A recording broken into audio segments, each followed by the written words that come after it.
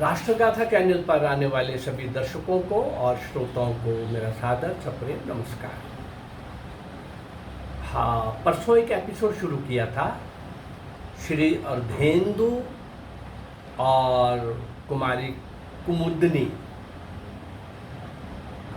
लेकिन कल वो पार्ट 1 था। पार्ट 2 मुझे कल देना चाहिए था। पता नहीं कहाँ गड़बड़ हो गई, जल्दी से आया मैं और 5-7 दिनों के बाद एक मैं गीत देता हूँ, नहीं तो बीच में कभी नहीं देता। वीर सावरकर की मैंने 8-10 कंटिन्यूटी में दी है, बीच में गीत नहीं दिया। नेताजी सुभाष चंद्र बोस की दिए हैं कंटिन्यूटी में बहुत सारे, डॉक्टर हेडगेवार की बहुत सारे कंटिन्यूटी में दिए हैं, तो बीच में कभी नहीं देता मैं। लेकिन कल एक गलती हो गई, पार्ट 1 देख करके मैं कल बीच में और कुछ ले आया आपके सामने, देशभक्ति के गीत के माध्यम से श्रद्धांजलि दी। आज मैं उसी का पार्ट 2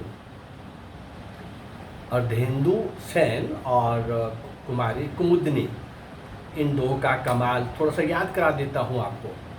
याद करिए जरा, परसों जो मैं बोल रहा था, रंग बिरंगी चूड़ियों वाला वो एक पूरा झाबा लेकर के अपने सिर के ऊपर घूम रहा है, गांव-गांव में जा रहा है, और एक आवाज़ आती है एक बालिका की। परसों का एपिसोड से आपको याद हो गया होगा, ए चूड़ी वाले भैया जरा इधर दिखाओ ना आके हमें चूड़ियाँ। कैसे वो बरामदे के अंदर पहुंचता है, कैसे वो सहन के अंदर लेके जाती है, और कैसे वो चूड़ी वाला, और वो चूड़ी वाला कौन है?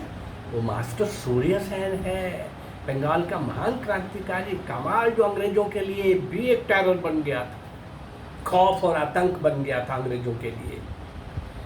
कितने ही मोर्चों के ऊपर मास्टर सूर्य सेन के काम मैं काफ़ी सारे एपिसोड दे चुका हूँ, और उनसे प्रेरित होकर के जिन बालिकाओं ने, किशोर किशोरियों ने, स्कूल के बच्चों ने कुर्बानियाँ दी, मैं उनके भी कई एपिसोड अब तक ला चुका हूँ।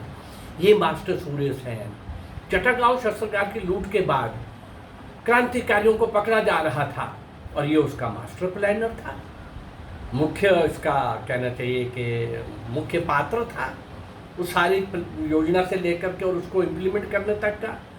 बहुत बड़ा अंग्रेजों के लिए वो सेटबैक था, उनके लिए असहनीय था कि हमारे फौज और पुलिस के शस्त्रागार लूट लिए जाएं। इसके पीछे भी पुलिस थी, सूर्य सेन।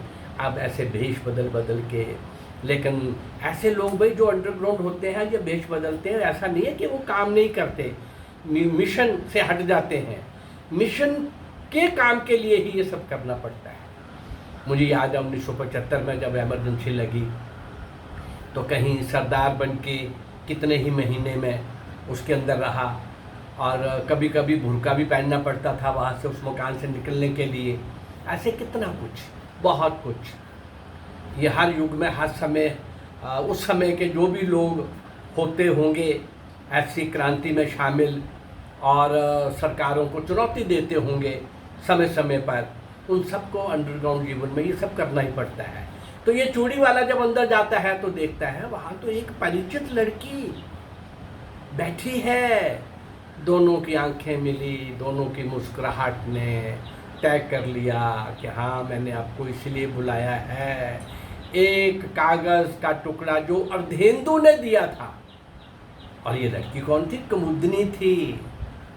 और कुमुदनी ने जो क्रांतिकारियों के और सूर्य सेन के बीच में, और जो अंदर क्रांतिकारी थे उनके बीच में एक ब्रिज का काम कर रहे थे अर्धेंदु, और वो सब लाते और फिर कुमुदनी के द्वारा मास्टर सूर्य सेन के पास। कुमुदनी एक पोस्ट बॉक्स का काम कर रही थी, छोटी सी बालिका। और जब वो कल को याद है आपको, वो मैंने बताया होगा वो कैसे कागज़ मिला, लेकिन कोरा, पर नहीं भाई, कोरा नहीं था। वो पानी में डालने के बाद ही कुछ केमिकल, कुछ ऐसा लगा के उसको वाइट, उसको कोरा बना दिया जाता है। लेकिन जब पानी में डाला तो कुछ पंक्तियाँ जो उभर के आईं, वो पंक्तियाँ क्या थीं, उसके आगे चलते हैं। वो पंक्तियाँ तो यही थी ना, अरे कच्ची पक्की रोटियां खाते खाते तंग आ गए हैं, परेशान हो गए हैं, बेहाल हो गए हैं, फेड अप हो गए हैं, बोर हो गए हैं। अजी कुछ लड्डू जलेबियां भी तो भेजने का प्रबंध करो। लड्डू और जलेबियों का मतलब था जो सूर्य सेन को समझ आना ही था। अरे सूर्य सेन क्या ही तो क्रिएट किया हुआ सारा संसार था क्रांतिकारियों का। तो उसका क्या मतलब था? मतलब बम और रिवॉल्वर भेजो जेल के अंदर। और जेल की स्थिति क्या थी कि इस जेल के अंदर, ये विशेष जेल थी, बहुत बड़े बड़े क्रांतिकारी थे इसमें, इसलिए अंग्रेज ही जेलर, पहली बार अंग्रेज ही जेलर इस जेल के अंदर रखा गया था और अंग्रेज ही बॉर्डर रखे गए थे। पहली बार कड़ा पहरा मुकदमा चल रहा था। सुभाष बाबू के बड़े भाई शरद चंद्र बोस मुकदमा लड़ रहे थे और उनके परामर्श के अनुसार क्या था कि उन्होंने परामर्श दिया कि भाई ये जो जेल के अंदर गणेश घोष हैं, श्री गणेश घोष, श्री अनंत सिंह और श्री लोकनाथ बल, भाई ये तीनों जब आते हैं ना मुकदमे की पेशी पर, तो अपने मुकदमों की बहस खुद करें और अपने केस को लंबा खींचें, लंबी बहस करें, समय लें। उसके पीछे भी एक भाव था, उसके पीछे भी एक भाव था कि इस बीच में उन्होंने क्या करना था? मुकदमे की बहस खुद करें, लंबा करें, लेकिन उन्होंने जेल के अंदर विस्फोटक पदार्थ, डायनामाइट और अनेक भेदक सुरंगें मंगवा ली। हाँ, बाहर क्रांतिकारी जब वो आएंगे तो वे क्रांतिकारी पहरेदारों पर बम फेंककर दीवारें उड़ा दी जाएंगी और क्रांतिकारी भाग जाएंगे। एक योजना ये बनी। और एक अन्य योजना के अंतर्गत ये तय हुआ कि एक मकान, खाली मकान किराए पर लिया जाए और उसकी दीवारों के नीचे बारूदी सुरंगें दबा दी जाए और फिर क्या किया जाए, किसी गुप्तचर द्वारा पुलिस को ये सूचना भेज दी जाए कि वो अमुक मकान, अरे उसके अंदर क्रांतिकारियों का बम का कारखाना है। जब पुलिस के बड़े बड़े अफसर मकान की तलाशी के लिए वहां जाएंगे तब भी वो बारूदी सुरंगों से हम तब बारूदी सुरंगों से मकान को उड़ा देंगे और एक साथ पुलिस के बड़े बड़े अफसर, कई अफसर एक साथ सामूहिक रूप से उनकी मृत्यु हो जाएगी। हम उनकी मृत्यु का आनंद ले सकेंगे। अरे जब युद्ध होता है तो फिर ऐसा ही होता है। तैयारी भी पूरी कर ली गई और एक मकान किराए पर ले लिया गया। उसके अंदर सुरंगें बिछा दी गई। एक कमरे के अंदर मामूली सा बम बनाने का सामान भी रख दिया गया कि जब वो आए तो उनको लगे कि हाँ हाँ हाँ यहाँ बम का कारखाना है, जबकि ऐसा कुछ भी नहीं था।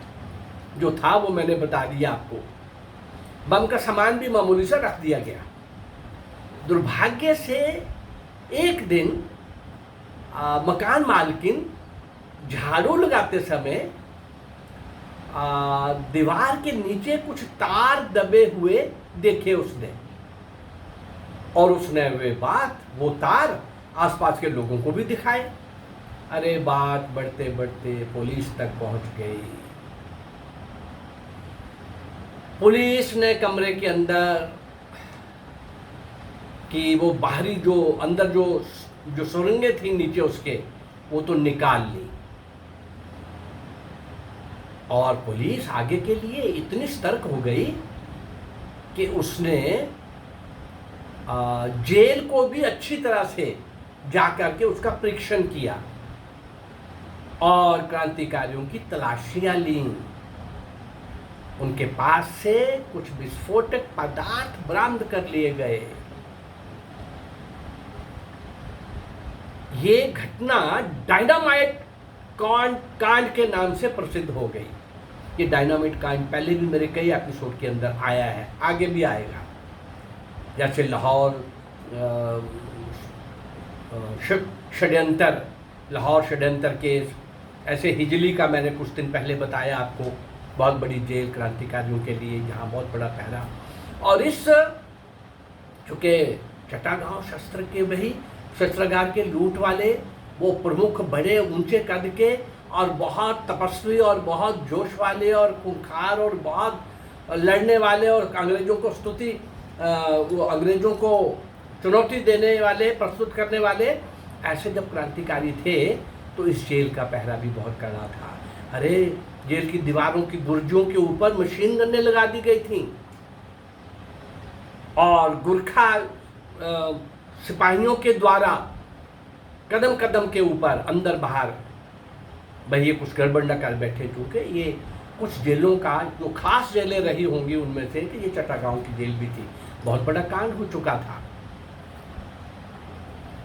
और इस प्रकार से विस्फोटक पदार्थ जब ले लिए गए और ये घटना डायनामिट कांड के नाम से प्रसिद्ध भी हो गई, कुछ क्रांतिकारी पकड़े भी गए। जब शासन को क्रांतिकारियों के इतने खतरनाक इरादों का पता चला तो कुछ अधिक सतर्क हो गए, डर भी गए, अंदर से हिल भी गए, घबरा भी गए। अरे बाप रे, ये तो एक परत खोलते हैं तो बहुत कुछ नीचे से निकलता है। शासन के क्रांतिकारियों के साथ संधि वार्ता के लिए शासन को विवश होना पड़ा। ये पहली बार ऐसा हो रहा था। संधि की शर्तों के अनुसार ये तय हुआ कि अब क्रांतिकारी लोग भयंकर वारदात नहीं करेंगे और मुकदमे में देर लगाने की नीति छोड़ देंगे।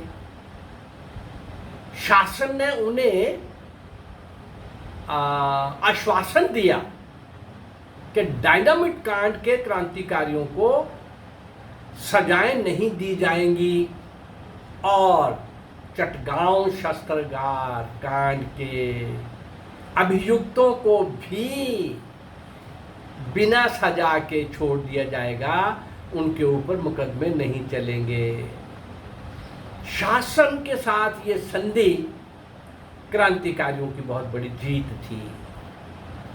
आप समझ सकते हैं, एक तरफ शासन हो, पुलिस हो, फौज हो, किले हो, शस्त्र हो, और दूसरी तरफ इन क्रांतिकारियों का कितना आतंक होगा शासन के लिए कि उनको भी, कारण बंगाल का, चट्टागांव का, इन सारे पूरे क्षेत्रों का और मास्टर सूर्य सेन का बनाया हुआ क्रांतिकारी 2400 घंटे मरने के लिए, कुर्बानी के लिए, बलिदान के लिए तैयार रहता था।